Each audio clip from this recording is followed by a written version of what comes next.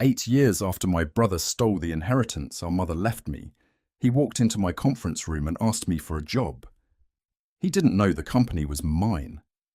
If you've ever been the one nobody in the family believed, the one who got quietly rewritten into the villain of a story you didn't tell, stay with me, because this is about what happens when the truth finally gets to sit down at the table. And if it lands for you, subscribe, because the family that thought they knew me is about to find out they were wrong, and I'd like you in the room when they do. The recruiter had kept our name confidential through the first 2 rounds. That's normal in our line of work, forensic accounting, where candidates are often still employed by a competitor or a client. Marcus had only been told that a growing firm needed a new director of finance. I didn't even see the finalist file until that morning. When I opened it and saw my brother's name, my first instinct was to pull out of the interview entirely, because a man cannot fairly judge the brother who ruined him. My business partner, Rachel Kim, talked me halfway down. "You can't be part of the hiring decision that's a conflict, full stop," she said. "But he's already here in the building. You can walk and state the conflict on the record and end the meeting like a professional. Then you leave the room and the process." So I walked in. Marcus was sitting at the long table in a dark suit, a leather portfolio in front of him, wearing the same confidence he'd worn at our mother's probate meeting 8 years earlier, the afternoon he told me her medical bills had swallowed nearly everything she owned. I had believed him then. So had the rest of our family. He stood when I came in. His smile lasted right up until his eyes found the nameplate at the head of the table. Daniel Mercer, co-founder. "I didn't know this was your company, Omar," he said. "That's the point of a confidential search, Omar," I said. "Noah." He recovered fast the way he always did. He said maybe this was a good thing. Maybe it was time the 2 of us put the past away. Maybe working together could even heal the family. He mentioned his experience, his years in construction finance, the reference letters in his portfolio. Rachel opened his résumé and asked the first question off our standard interview sheet, the one we ask every candidate for a role that touches other people's money. "Tell us about a time you were trusted to protect money that didn't belong to you, even when it was inconvenient for you." Marcus glanced at me, then delivered the polished answer people rehearse before executive interviews. "Integrity has always been the foundation of my work," he said.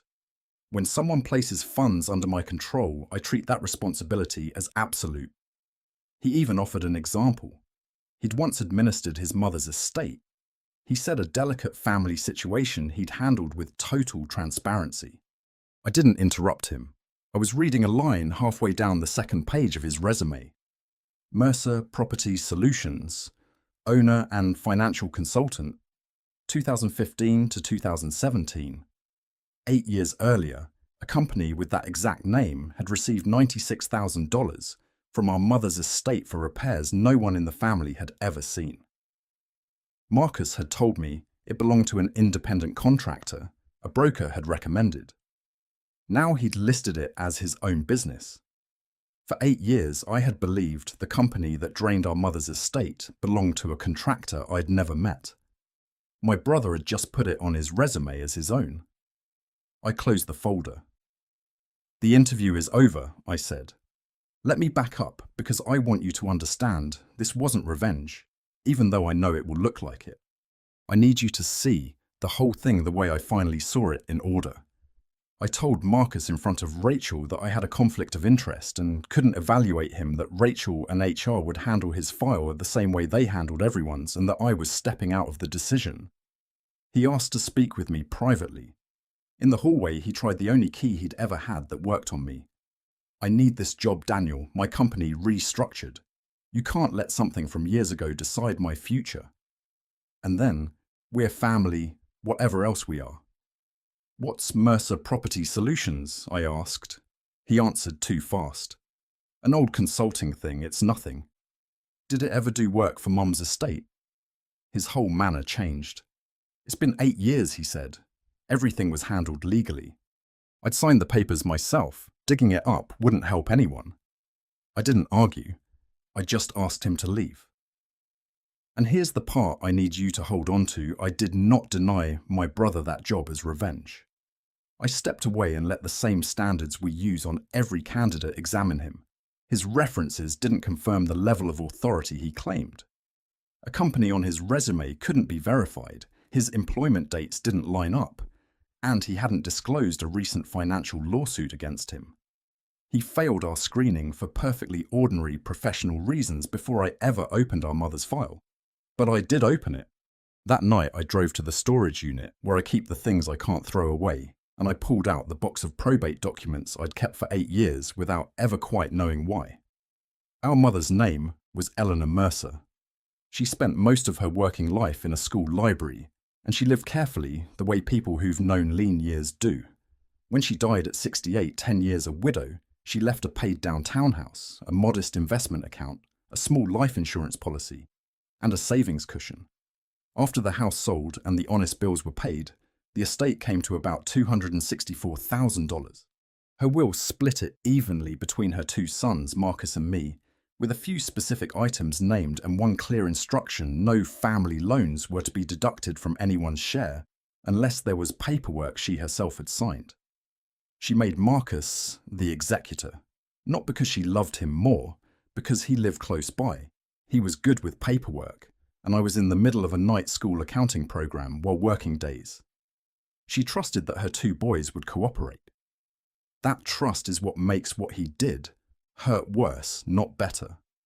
I was 30 when she died and I was a wreck. Grief and no money and too many shifts.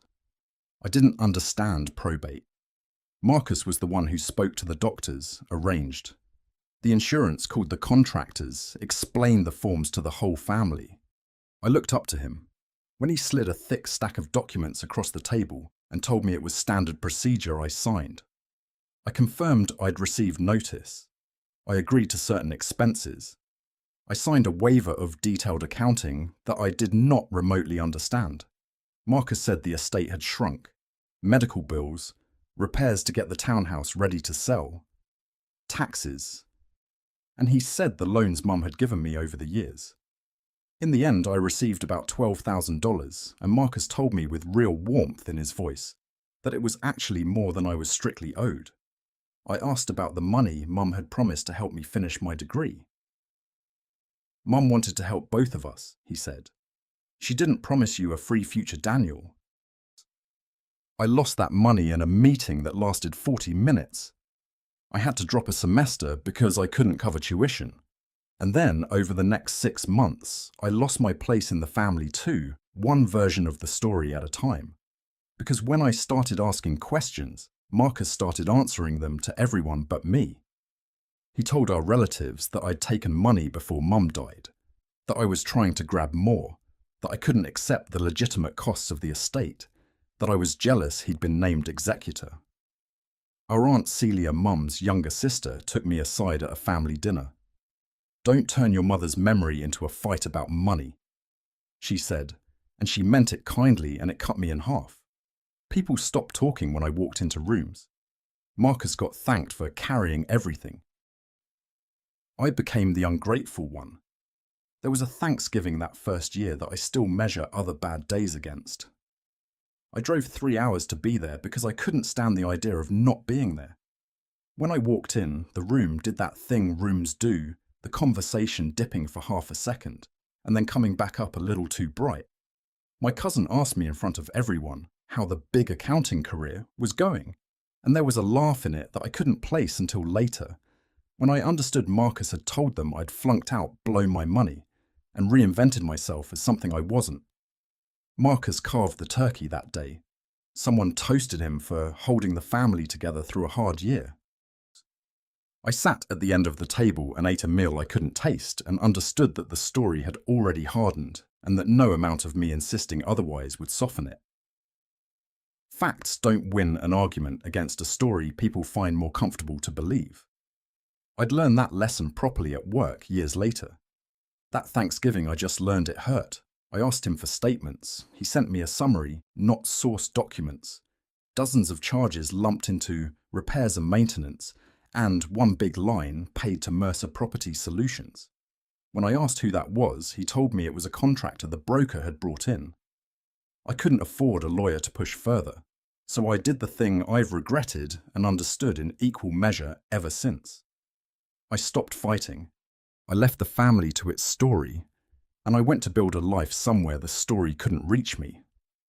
I started as a clerk entering invoices for a mid-sized company. Dull work. But a few weeks in, I caught a payment that had been entered twice a duplicate, that would have gone out the door if no one had matched it against the receiving log. My supervisor moved me to internal controls. I kept going to school at night. I met Rachel in a graduate seminar, both of us older than everyone else in the room. Both of us allergic to the way people use complexity to hide things. We started taking on small forensic jobs on weekends. Our first real client didn't pay us for 4 months. There was a stretch where I wasn't sure we'd make rent, but it grew. There's a case I think about from the second year, a small manufacturing client that was 3 weeks from collapse and didn't know why. Everyone assumed a bad market. I sat with their ledgers for a long weekend and found a bookkeeper quietly rounding pennies off thousands of transactions into an account of his own, small enough that no single number screamed, patient enough that no one had looked. When I showed the owner, he didn't thank me at first. He got angry at me the way people do when you make them see a thing they'd rather not, and only later, when the account was frozen and the company survived, did he understand. I've never forgotten that. The hardest part of my job isn't finding the wrong number. It's getting people who love the liar to look at it. 8 years later, Rachel and I ran Northline Forensic Advisory, 40-odd people, and our whole business was built on that one skill. I'd lived the feeling. I'd made a career out of it. I just never expected the first number I couldn't unsee to walk back into my life wearing a dark suit and asking me to trust him with a payroll. The morning after the interview, I took the old estate file to Naomi Ellis, a lawyer who handles probate litigation and executor misconduct. She was careful with me, which I respected. 8 years is a long time, she said. There could be statute of limitations problems. Records get purged, money gets spent, witnesses forget. But fraud, and the active concealment of fraud, can sometimes reopen doors that time appeared to close. She told me a résumé is not proof of theft. Maybe Marcus legitimately owned that company. Maybe the estate really did hire it. What I needed were bank records and original invoices, so we filed a request to reopen the estate accounting based on new information, and Marcus, who got notice of it, called me that night. He was furious. I was sabotaging his career. I was using my company to take revenge. Mum would be ashamed of me. Everything had been approved by a court. He threw it all at me at once, which is what people do when they're hoping volume will pass for truth. I didn't argue point by point. I said one thing. If the file is clean, Marcus, a full accounting will prove you right. He went quiet. And that silence was the first real evidence I'd found in 8 years, because innocent numbers don't fear being added twice. Then Aunt Celia called me out of nowhere after 8 years of distance. She was clearing out her spare room, and she'd found a box our mother had sent to her house during the townhouse renovation. She'd never opened it. Inside were old brokerage statements, receipts, and a worn, red-covered notebook. I drove out to see it. I want to be honest about the notebook because these stories always pretend one magic document solves everything, and that's not how it works. The notebook didn't solve the case. It wasn't a will, and it couldn't stand alone in court. But it was our mother's handwriting, small and careful, with tabs of coloured paper, marking the sections a coffee ring on the cover, and it confirmed the few things that mattered most. It listed the value of her assets before she died, and the total was higher than Marcus had ever told the family. It recorded that Marcus still owed her $18,000 from an old loan, a loan he'd never once deducted from his own share while inventing loans of mine. And on one page, underlined twice in her own hand, was a line about the $5,000 she'd given me for a semester of school. Daniel's tuition gift is not to be deducted from his share, not a loan. That single sentence demolished the story Marcus had maintained for 8 years. Celia read it over my shoulder and started to cry. She told me she was sorry that she believed him because he had paperwork, and he sounded so sure. I didn't rush to make her feel better. I've learnt that comfort offered too fast is really just a way to end an uncomfortable moment. You didn't take the money, Aunt Celia. I said. "But you asked me to be quiet so Marcus wouldn't be uncomfortable, and being quiet is how a lie stays alive." She sat with that. Then she nodded and said, "You're right. Tell me how I help fix it."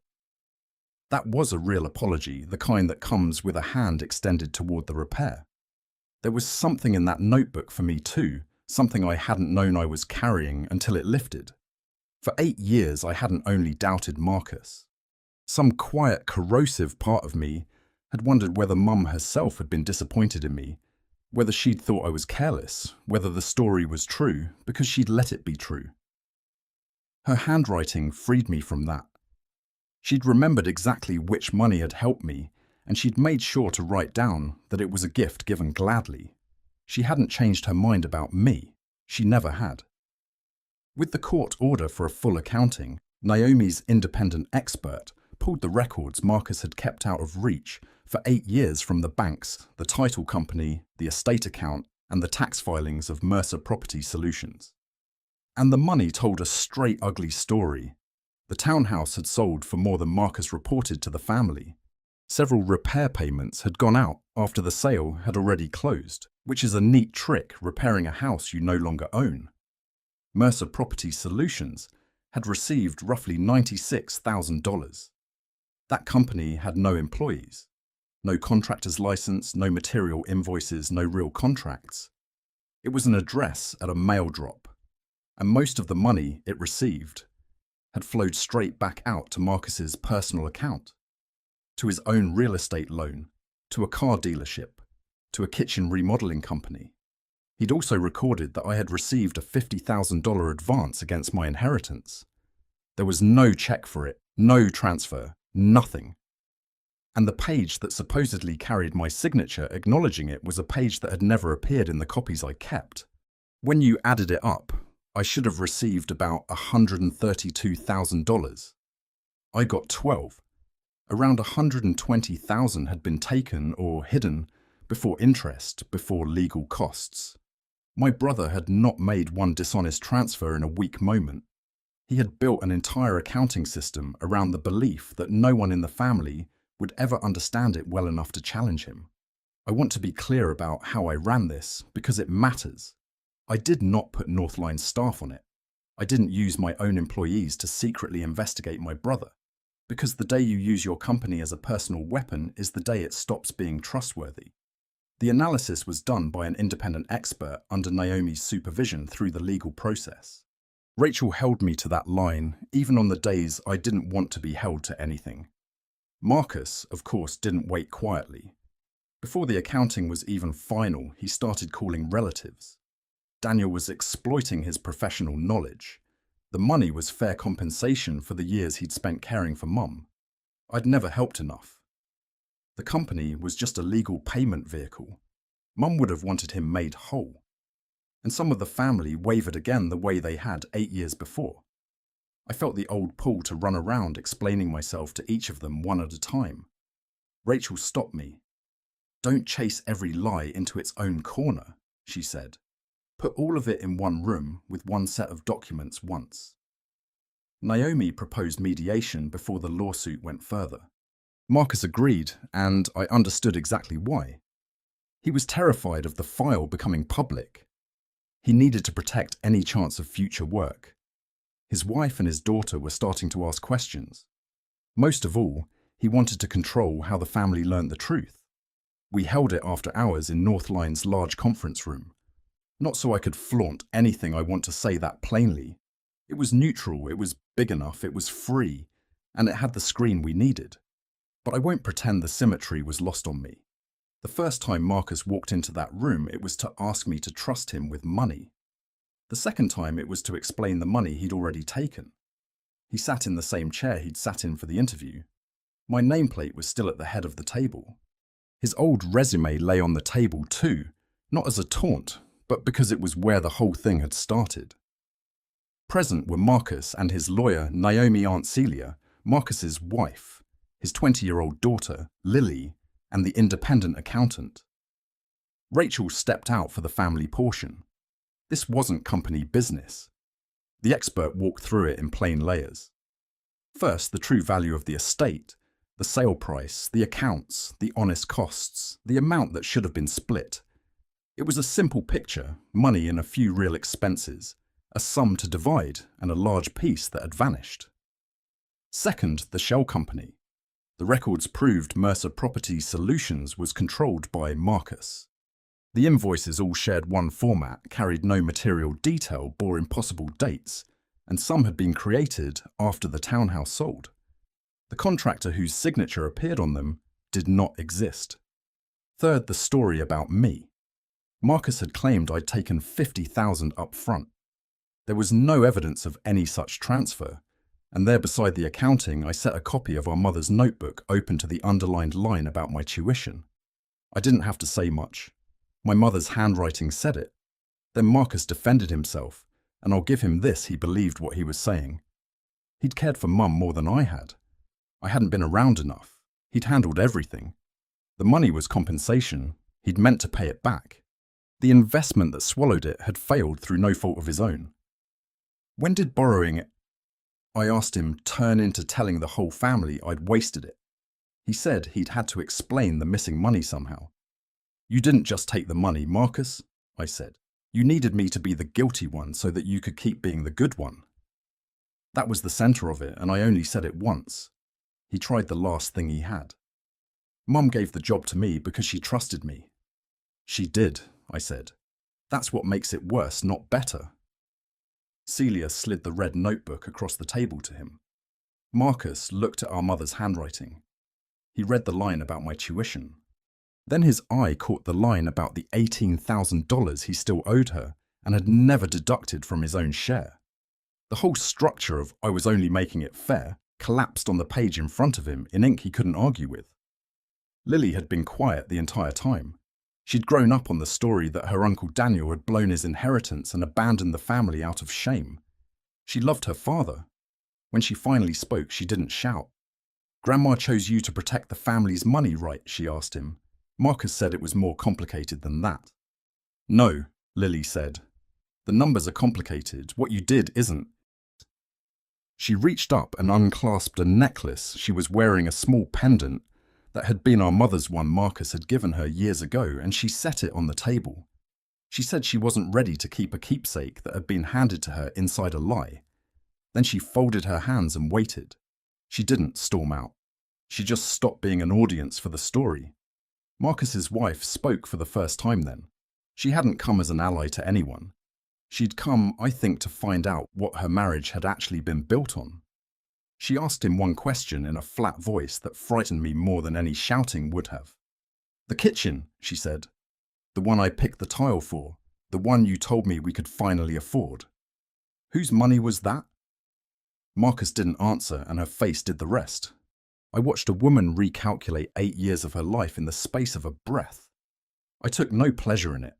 It's one thing to want the truth for yourself. It's another to watch it detonate under people who were never given a choice about the lie they were living inside. His lawyer tried to steer us back to numbers, to depreciation schedules, and reasonable executor fees, the fog that Marcus had always used so well. But the fog didn't work in that room because I've spent my whole career walking through exactly that kind of fog for a living, and Naomi wouldn't let it settle, and the notebook sat there in our mother's plain handwriting, refusing to be complicated. And Marcus finally admitted it. The company had done no real work. He'd moved the money to save a failing investment. He'd invented my advance. He'd told himself he'd pay it back, and then it was too late, so he kept lying, because the lie was easier than the loss. You didn't steal because you were better with money, I told him. You stole because everyone trusted you to count it. I said that once too. Naomi laid out his choices without any drama. The first was a civil settlement. Marcus would sign a corrected accounting. He'd admit the invoices didn't reflect real work. He'd repay my share with reasonable interest. He'd cover part of the legal costs. He'd sell or refinance assets to make an initial payment. He'd send a written correction to every relative he'd fed the false story. He'd stop describing me as someone who took money early or wasted an inheritance.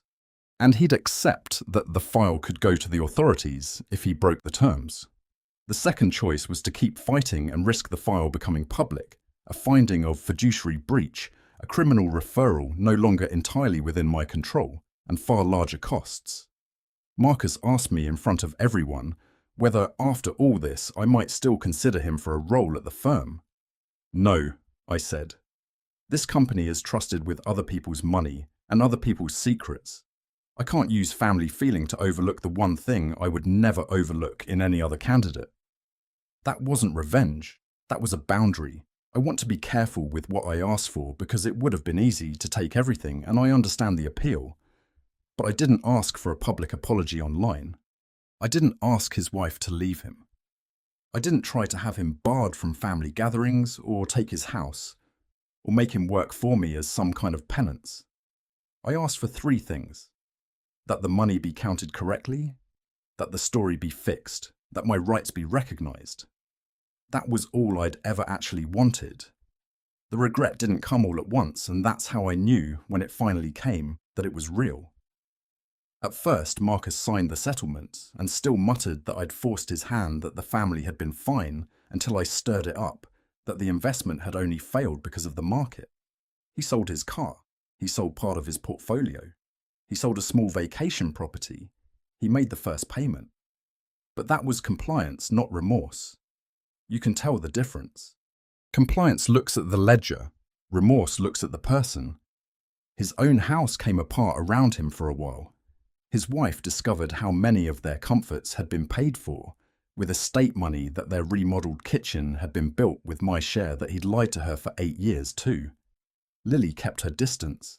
She didn't want him paying her tuition until she knew the money was clean. For the first time in his life, Marcus had to live without using money to hold up the image of himself. Lily called me during that stretch. It was awkward at first, an uncle and a niece who'd been kept apart by a lie, feeling for the edges of each other. She asked me carefully whether I hated her father. I told her the truth, which is that I didn't, that hate would have been easier, and I'd have been a smaller man for taking the easy road. I told her the thing I wish someone had told me at 30. You don't have to pick between loving him and seeing him clearly, I said. Those can live in the same person. The trap is thinking love means you have to look away. She was quiet, and then she said, "Nobody ever said that to me before." And I understood she was going to be all right. Better than the 2 of us had managed, because she was learning at 20 what it took Marcus and me half our lives to reach. Then a few months later, something shifted. He sent me a package, a full corrected accounting, copies of the written corrections he'd mailed to the family, a letter that for once blamed no one, and a list in his own hand of the specific times he'd lied about me to whom and when. The letter didn't ask me to drop the settlement. It didn't ask for forgiveness. One line in it stopped me. I needed everyone to think you couldn't be trusted, so they wouldn't look too closely at me. That was the first thing he'd ever written that sounded like a man who understood what he'd done. He came by the office once more, not to ask for anything. He left the next payment at reception. I came down to the lobby to meet him. He looked older and smaller, the way people look when they finally set down a weight they've carried too long. "I don't know how to fix this," he said. "Start by not asking me to do the fixing for you," I said. And that in a sentence was the end of my own long road, the one that ran parallel to his. Because for years my mistake had been the mirror image of his. He needed the family to see me as a failure, and I had needed to become successful enough that it wouldn't matter, had needed somewhere deep down for Marcus to fail, so that I could finally feel like I'd won. Naomi and Rachel, and 8 years of quiet work, had taught me the thing I couldn't see at 30. I didn't need my brother to lose in order for me to have made it. I just needed the truth restored so the lie would stop hurting the people still coming up behind us, people like Lily. About 18 months on, Marcus was still repaying on schedule. He'd taken a modest bookkeeping job, no large funds, close supervision, starting again from small responsibilities. I refuse to describe that as humiliation. It's the only honest way anyone rebuilds trust from the small things up. I didn't buy a car or a house with the first money he returned. Rachel and I used it to seed a small fund in our mother's name for adults going back to school, and for students forced to drop out by a money crisis, and for people studying accounting or administration who commit to doing it honestly. It isn't a grand foundation. It started with Marcus's first repayment, a bit of my own, a little from the company. But the meaning of it is the whole point. Marcus once took away my chance to finish school on time. The money we recovered now buys that chance for someone else. Our first recipient was a woman in her 40s who dropped out of an accounting program when her husband got sick, exactly the kind of quiet derailment nobody writes down anywhere. She wrote us a note when she got the letter, and one line of it has stayed with me. I didn't know anyone was keeping track of people like me. She wrote, "Somebody was. My mother kept track of people in a red notebook her whole life, every gift and every kindness recorded, so that nothing true would ever be forgotten. I like to think the fund is just her notebook kept open a little longer. On our mother's birthday, I went to visit her grave and Marcus was already there. He was wiping down the stone and changing the flowers. He wasn't performing for anyone. He didn't ask me to forgive him on the spot. We stood a few feet apart in the cold. I used to think inheritance was the thing Mum left us," he said, looking at her name in the granite. "Money's the easiest part to count," I said. He asked whether someday we might talk as brothers again. I didn't promise him that. I've stopped handing out promises I'm not sure I can keep. "Someday, maybe," I said. "Today, we can stand here." It was a small thing, but it was true, and after 8 years of a story that wasn't a small true thing felt like solid ground. My brother stole the money our mother left behind in less than an hour. It took 8 years to uncover the transfers, 18 months to begin paying them back, and one honest sentence for him to admit why he'd done it. But the money was never the most valuable thing in that estate. Our mother trusted one son to protect it, and trusted the other not to stop believing in himself. Marcus broke the first trust. For a long time, I very nearly broke the second. Recovering the inheritance didn't give me back the years I lost. It gave me something more useful. It gave me the truth and the freedom to decide what kind of brother and businessman and man I'd become after it. If you made it to the end, thank you for believing me when the family didn't. If you've ever been rewritten into someone else's convenient story, tell me about it in the comments. I read them, and I promise you're not the only one. Subscribe and stay with me, because the numbers always tell the truth eventually, and I want you here when they do. Keep your receipts, and keep believing in your own account of your life even when you're the only one holding it.